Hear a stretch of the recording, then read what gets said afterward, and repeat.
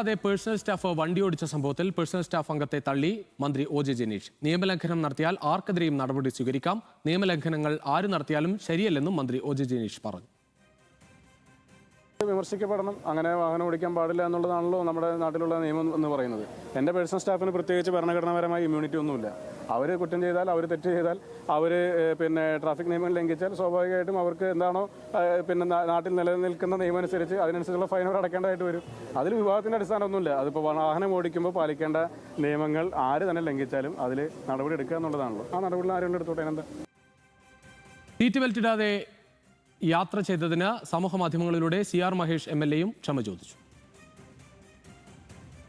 Levin K Vijayan ചേരുകയാണ് കൂടുതൽ വിവരങ്ങളുമായി. ലെവിൻ, എന്തായാലും ഈ വിഷയത്തിൽ ഒരു പൊതുവായി തന്നെ എല്ലാവരും പാലിക്കേണ്ട ഒരു കാര്യം പറയുകയാണ് മന്ത്രി. കൂടെയുള്ളവരായാലും ഈ നിയമലംഘനം നടത്തിയാൽ നടപടി സ്വീകരിക്കുമെന്ന് പറയുന്നു ഒ.ജെ. ജനീഷ്. അങ്ങനെ തന്നെയാണ് മന്ത്രി ജനീഷിന്റെ പേഴ്സണൽ സ്റ്റാഫ് അംഗമായിട്ടുള്ള ജെയിംസ് ആണ് കഴിഞ്ഞ ദിവസം CR മഹേഷ് MLA ഒപ്പം എത്തിക്കൊണ്ട് നിയമലംഘനം നടത്തി വാഹനം ഓടിച്ചത്. അത് സംബന്ധിച്ച് വാർത്തകൾ ഉണ്ടാവുകയും മന്ത്രിയോട് തന്നെ ഇക്കാര്യത്തിലുള്ള പ്രതികരണം ചോദിക്കുകയും ചെയ്തപ്പോഴാണ് പ്രത്യേകമായിട്ടുള്ള ഭരണഘടനാ പരിഗണനയോ അല്ലെങ്കിൽ പ്രത്യേകമായിട്ടുള്ള പ്രിവിലേജുകളോ ഒന്നും തന്റെ പേഴ്സണൽ സ്റ്റാഫിനും ഇല്ല.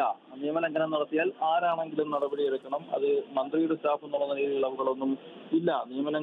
നിയമലംഘനങ്ങൾ ആര് നടത്തിയാലും ശരിയല്ല എന്നുള്ള നിലയിൽ പ്രതികരണം നടത്തിയിരിക്കുന്നത്. സീറ്റ് ബെൽറ്റ് ഇടാതെ വണ്ടി ഓടിച്ചതിന് നിയമ നടപടി എന്താണോ അത് സ്വീകരിക്കാമെന്നുള്ള കാര്യവും മന്ത്രി വ്യക്തമാക്കിയിട്ടുണ്ട്. ഏതായാലും ഇത്തരത്തിലൊരു വിവാദങ്ങൾ ഉണ്ടാകുമ്പോൾ തന്റെ ഒപ്പം നിൽക്കുന്ന ആളുകളെ സംരക്ഷിക്കുന്ന തരത്തിലുള്ള ഒരു സമീപനമോ നിലപാടോ മന്ത്രിയുടെ ഭാഗത്തു നിന്ന് ഉണ്ടാകുന്നില്ല എന്ന് തന്നെയുള്ള സൂചന നൽകിക്കൊണ്ടാണ് ആ പ്രതികരണം. ഏതായാലും ഏത് തരത്തിലുള്ള നടപടിയായിരിക്കും ഈ സ്റ്റാഫ് അംഗങ്ങൾക്കെതിരെ ഉണ്ടാകുക എന്നുള്ള കാര്യമാണ് അറിയേണ്ടത്. അതോടൊപ്പം തന്നെ CR മഹേഷ് MLA യും ഇത്തരത്തിലൊരു നിയമലംഘനത്തിന്റെ ഭാഗമായതുമായി ബന്ധപ്പെട്ടുകൊണ്ട് ഫേസ്ബുക്കിലൂടെ ക്ഷമാപണം നടത്തിയിട്ടുണ്ട്.